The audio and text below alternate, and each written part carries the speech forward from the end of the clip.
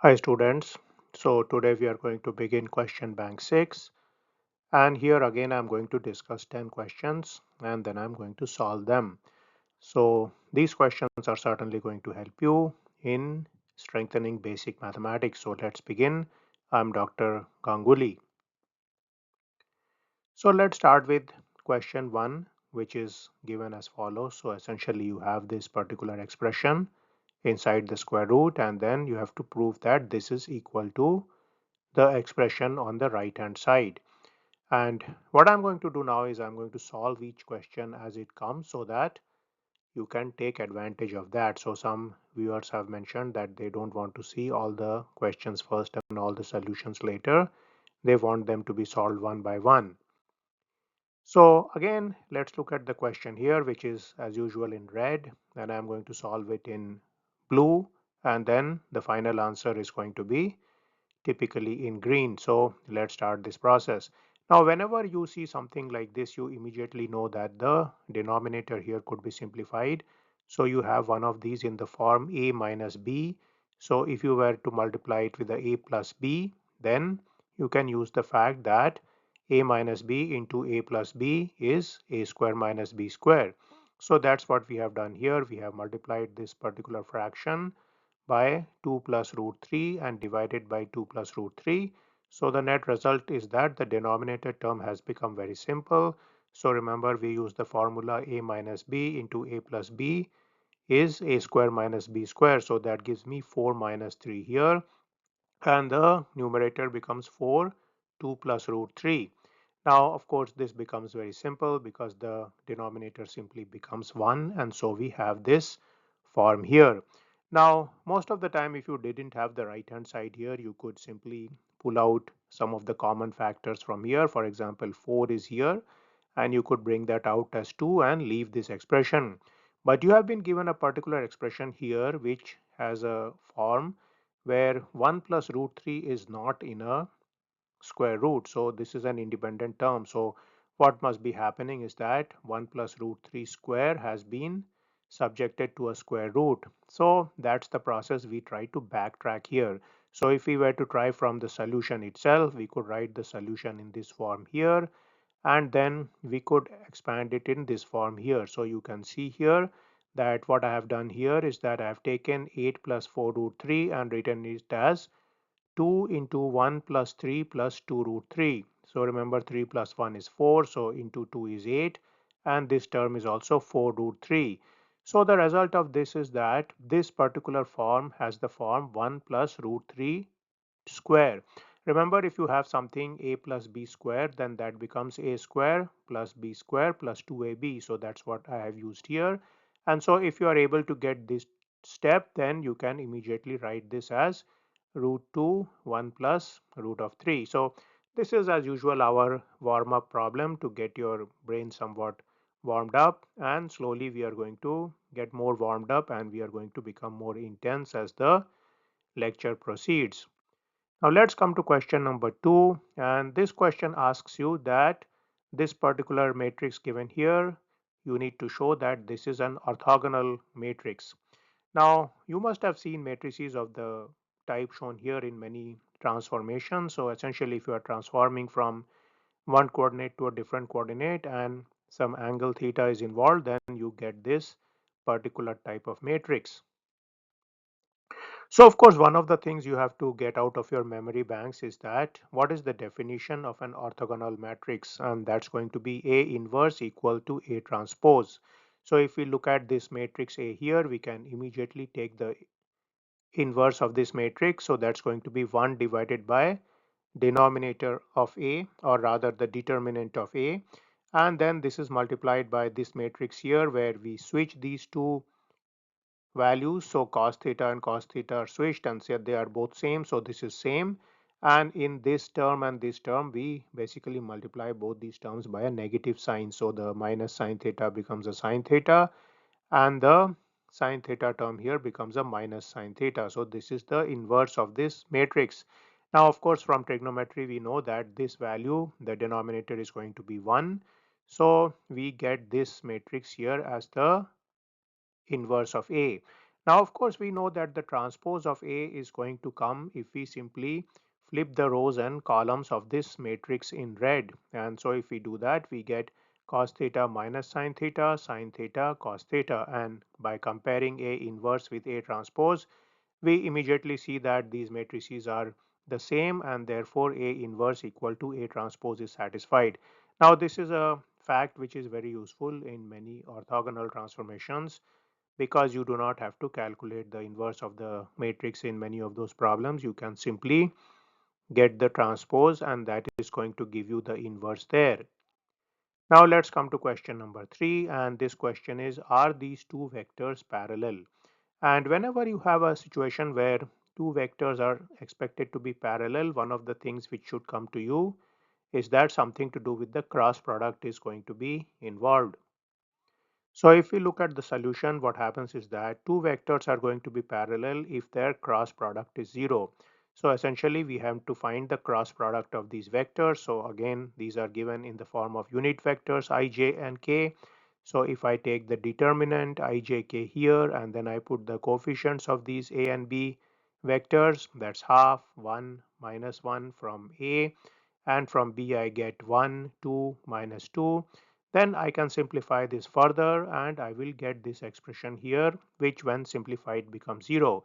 So of course you remember to take the determinant of this particular system. You have to take I here, then you have to take this matrix here, 1 minus 1, 2 minus 2.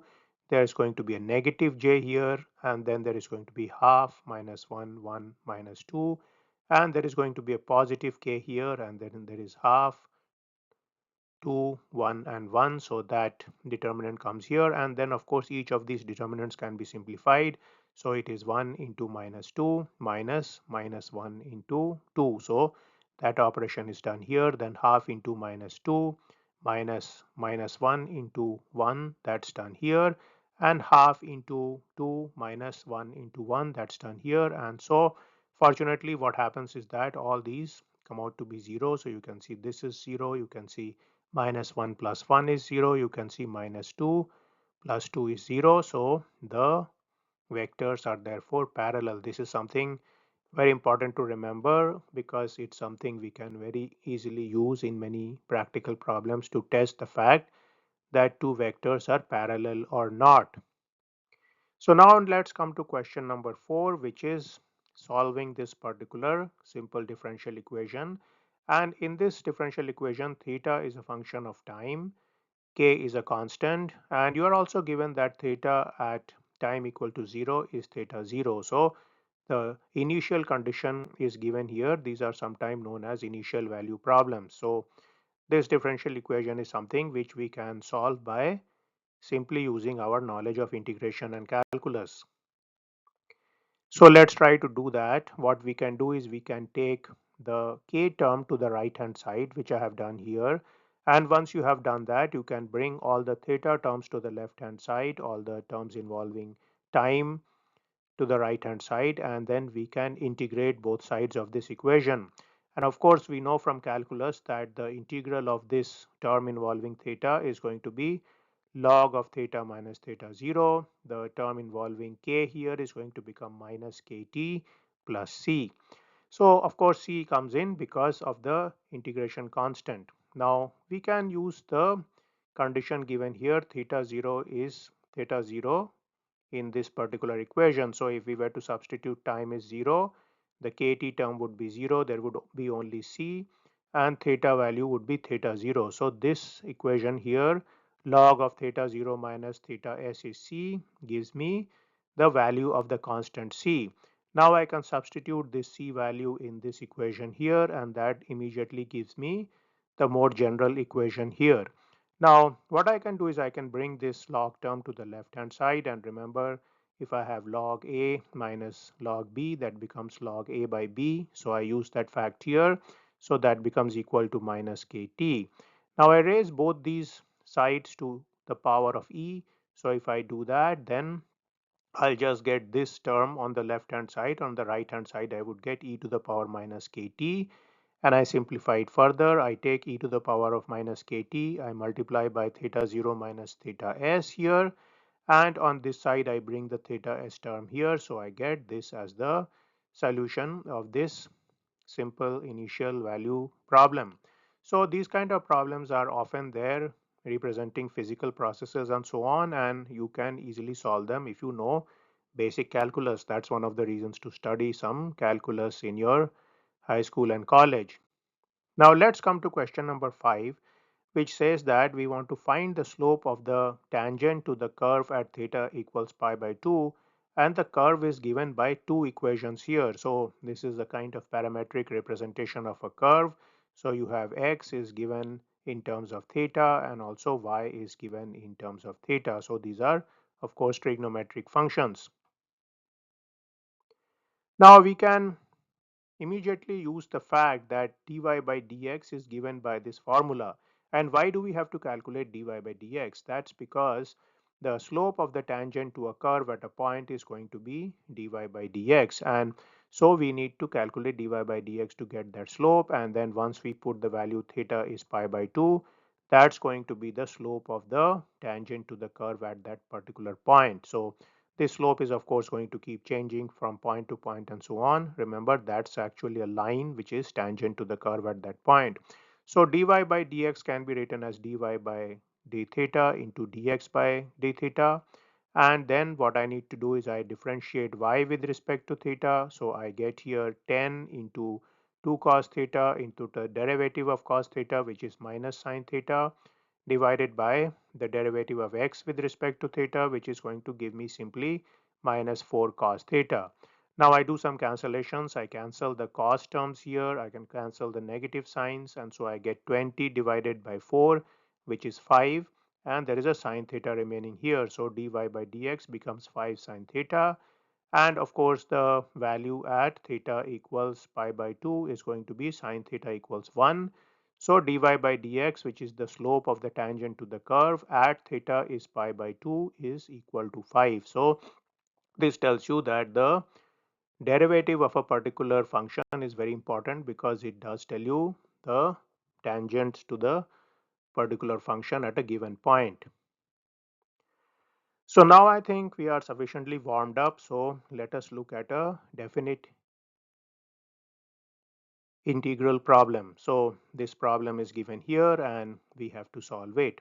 Now, of course, this is a trigonometric function, but we are probably going to be able to simplify it to solve it. You can obviously see there is a hint here because the derivative of sin x type of terms is going to involve cos x. So we can immediately see that if we were to take any of these two terms and declare it to be t, then the derivative of that is going to be cos x dx. So let's take 1 plus sin x and let's differentiate that. Dt becomes cos x dx. And so I can simplify this integral here. I can write it in a simpler form, but before that I also have to figure out what happens to the bounds of the integral. Now this is something you have to do when definite integration is involved. If it's an indefinite integral, you don't have to worry about these things. So let's look at what happens in the case x equal to 0. We put x is 0 here. We get t will be 1 because sine 0 is 0. So that gives me x is 0 implies t is 1. The second case is x equals pi by 2. Now that immediately gives me t is 2 because sine pi by 2 is sine 90 degrees 1. So t would be 2 here. So I get this 2 here. So this integral in red, which is the question, now becomes this integral in blue, 0 to, or rather 1 to 2 dt by t into t plus 3. So t is 1 plus sine x. So naturally t plus 3 is going to be this term here, and we can write it in this form here. Now, if you remember from calculus, if we encounter integrals like this, the simplest way to do it is to convert this into partial fractions. That is, we want to write this particular term in some form a by t plus b by t plus 3. So if we are able to do that, then of course we know that the log is going to be the integral of these terms. So let's try to expand the right hand side here, which we do. If we expand this, we take t plus 3 to be the denominator term. At the top you get a into t plus 3 plus b into t. Now what I can see from this equation is that the denominator is same. The numerator, I can equate these two terms here. So I write at plus 3 plus bt equals 1, which will give me a plus b equal to 0, because I can say the coefficient of t on the left hand side should be equal to the coefficient of t on the right hand side. And so the coefficient of t on the left is a plus b, on the right is 0, so a plus b is 0. Also, I look at the coefficient of 1 or any constant term, so I can see that 3a would be equal to 1. So I get this equation here. Now 3a equals to 1 immediately gives me a is 1 by 3, and then I put this on the equation a plus b equal to 0, so I get b is minus 1 by 3. So this gives me the solution here, so I can write this particular fraction in this form here. So I have written that here. So essentially this is the integral, which is much more amenable to the different formulas we know. We, for example, know that 1 by t is going to give us log t, and 1 by t plus 3 is going to give us log t plus 3. The 1 by 3 factor I can bring outside here, and of course the bound on this integral is 1 and 2. So this particular equation I'm going to now simplify in the next slide, because this problem is getting a little bit more cumbersome. So let's take one more slide here. Let us write the same problem here. And what we are going to do now, expand this out. So first I take this function here involving log, and I substitute 2 here. So I get log 2 minus log 5, because 2 plus 3 is 5. And then I get minus log 1. So I put 1 here. I'll get log 1 minus log 4, because 3 plus 1 is 4. Now I take this and I simplify this. Of course, I know log 1 is 0, so I can simply remove this. The other terms become log 2 minus log 5 plus log 4. But log 4 I can write as 2 log 2, and then this particular expression can be further simplified. There is a log 2 here, there is a 2 log 2 here, so I get a 3 log 2 and then minus log 5. So this is the solution of the particular definite integral. Now definite integrals, one advantage is that when you change the variable concerned, you have to change the bound, and so you are going to get the answer in whatever numbers you have or whatever coefficients you have. You don't have to go back and do a back substitution and try to express the solution in the original coordinate x in this case. So you don't have to go back from t to x. Now let's come to question number 7. And so I am revisiting an equation I looked at in my previous lecture on this math question bank. And that was this particular function. Remember, we solved this using various methods such as bisection method, Newton-Raphson, and even we got an exact solution using the Lambert W function. So today's question involves finding a solution using the fixed point method, and we can start with initial guess. X is 1.5. The equation is 3 to the power x equals x to the power 9, and of course we have to find this solution in terms of x. So what I have done here is I have done this in Excel, but I will explain the process to you. So I started with x0 is 1.5, and the main thing in fixed point method is that we have to write this equation in the form x equals f of x. So if I take this equation, I can immediately see that I can write it as x is the ninth root of 3 to the power x. So essentially I have taken the ninth root of this here, and so x can be expressed in this form. And in the fixed point method, we say that x has been written as equal to f of x. So f of x is this particular term which involves ninth root of 3 to the power x. So the first value I get x1 is simply the ninth root of 3 to the power x0. X0 would of course be 1.5. So I take 1.5 here and I calculate f of x using this formula here for x1. Now once I have done that, I can go on forward like this using xk plus 1 is ninth root of 3 to the power xk. So what I do is I bring the 1.2 here and then I subject it again to f of x. So I essentially use this particular formula repeatedly, and you see that after some time I am converging very nicely to this root 1.15082. So that was the root we have obtained in our previous lecture also. If you do not remember this or you have skipped that lecture, please go and check out my lecture number 4 on the math question bank to get a feel about this equation, which we are using to demonstrate all these type of methods to solve nonlinear equations. Now, one of the things to remember in the fixed point method is there is something known as a Banach fixed point theorem. And what this theorem says is that if the absolute value of f dash at x fixed point is less than 1, then this method is convergent. So what I did is I calculated f dash x, which comes out to this particular value, that is log 3 by 9 e to the power log 3 by 9x, and we can check this value out, and you can see that as the iterations proceed, this value always remains less than 1. So of course we see that it's very nicely convergent for this function.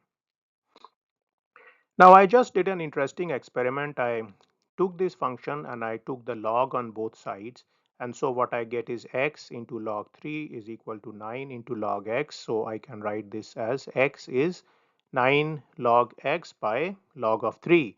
So once I did that, I can write x is fx is 9 log x by log 3. This is one more legitimate function I can use for the fixed point method, and I have done this here. Now, rather interestingly, when I did this particular problem, I got a solution, but the solution came at 27. Now, if you recall this equation before, 27 is actually one more of these solutions, and though I'm starting from 1.5, I did end up with the solution of 27. Now here you can see the f dash x value is actually greater than 1 initially, but of course as you reach the fixed point, this value is becoming less than 1. So the theorem of Banach says that f dash at the fixed point, the absolute value is less than 1. So that is satisfied here. So the fixed point here is x equal to 27. So of course this function is simpler to differentiate. So if x is given by this particular function, then f dash is simply going to be 9 by log 3 into 1 by x, because derivative of log x is 1 by x. Very interesting result, at least I think so. Now if you experiment with these and find some more pathways, you can let me know in the comment section. Now let's come to question 8, which is a very simple question, which is a way to test the student's knowledge on the mean, median, mode and range. So here I have given you a very simple sample. There are 7 numbers here, and you are asked to calculate the mean, median, mode and range of this sample data set. So let us look at all these particular measures of central tendency. So we take the question here, and whenever you have something in this form, especially if you are going to calculate the mean, mode and range, it's a good idea to write it in terms of the lowest to the maximum value. So the minimum is 7, the maximum is 105, and I have written it such that these numbers are growing here. So essentially I have sorted this list. So I get 7, 11, 15, 21, 23, 23, 105. Now, whenever you have such a list, the median is simply going to be the middle value. So you can see here there are 7 numbers here, there are 3 on the left, there are 3 on the right. So the median is going to be 21. Now in the same list, if I want to find the mode, I have to see a value which is repeated the maximum number of times, and in this particular list all the numbers occur only once except for 23, which is repeated twice. So the mode is that particular value, that is 23, which I have highlighted in bold, and so the mode becomes 23. Now the range is going to be the difference or the region spanning the lowest and the maximum value. So in this case you can see the range is from 7 to 105. So that's the range of this particular data set.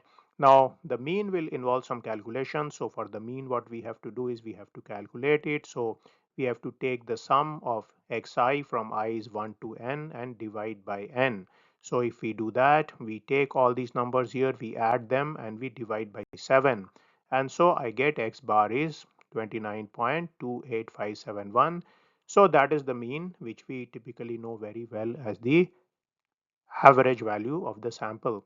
So depending on the type of sample, what is more important, you can take the mean, median or mode. Remember that the median is not so much sensitive to outliers. For example, 105 can be considered to be an outlier here, but the mean is much more sensitive to an outlier. So depending on the kind of problem you have, the measure of central tendency you choose keeps on changing. Now let's come to question 9, which involves find the variance and standard deviation of the same data set which I have taken before. Now because we have taken the same data set, I am simply going to use the mean value of 29.28571, and now I'm going to take recourse to certain formulas. So variance is defined like this here: sigma I is 1 to n xi minus x bar square by n minus 1. So this is the formula when you have a sample. When you have a population, you use n instead of n minus 1. So here what I have done, I have taken all these x values here. I have calculated x minus mean square.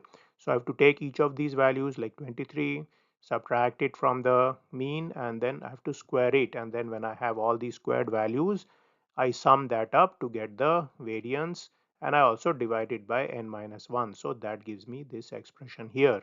Now what you can do is you can calculate the standard deviation very easily. The standard deviation is simply the square root of the variance, which gives me this value 33.9495. Now, many a time people simply write the variance as sigma square. That's one way to write it, or to write it as variance. And these measures are very important because they are essentially measures of deviation from the mean. So essentially you see that's what's going here. We are measuring the deviation of each of these samples from the mean. Then we are squaring that, and that's the variance. And when we are taking the square root, that's becoming the standard deviation.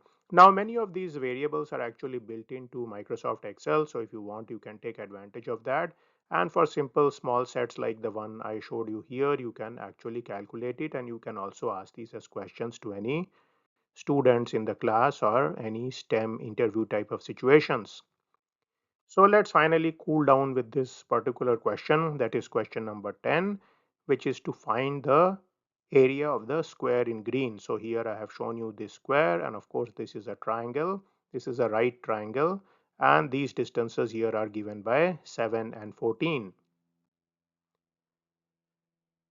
So let us look at the solution here. Now to solve this problem, the main thing to understand is that you have a square, and so the square would have sides say given by a. And the other thing to understand is that in this particular triangle, this angle theta and this angle theta are going to be the same. That's coming from geometry. Now, once I have that, what I can immediately realize that I can write certain trigonometric quantities simply by using these measures.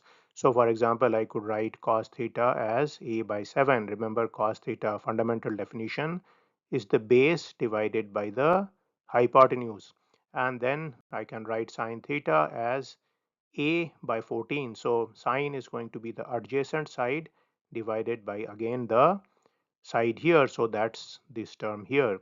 Now once I get this sine theta and cos theta, I can invoke the identity from trigonometry that sine square theta plus cos square theta is 1. That's going to give me a by 7 square plus a by 14 square equal to 1. Now if I square both these sides, 7 square is going to give me 49, 14 square is going to give me 196. So I'm going to get this nice looking equation here. And then I can realize that 49 into 4 is going to give me 196. So then what I'm going to get is I'm going to get 4a square plus a square, or 5a square. So I'm going to get 5a square is equal to 196. So that formula is going to come out, and from here I can get a square is 196 by 5, or 39.2. And of course we know that a square is going to be the area of the green square. So this question tests your basic knowledge of some aspects of trigonometry and geometry. So today's questions were very useful for students, I hope so. And you can see that you can use this question in different type of tests you are giving out. You can use these questions to review the subject for yourself. Also, if you are somebody who is interviewing candidates in STEM disciplines, then you can use some of these questions to check out their knowledge of basic mathematics, because the level of mathematics I'm showing here is like basic general knowledge of math, which is typically expected of a high school student or at least a first year college student in STEM disciplines. And so people should be able to solve this without necessarily any preparation, just by knowing these things from their memory banks and for showing how well they know the different aspects of mathematics. So I'll stop this video now and I will see you in a video sometime soon. If you have any questions or any remarks on any of these problems, please put it in the discussion box below or in the comments below, and please do subscribe to my channel and spread it to people in your network who may benefit from it.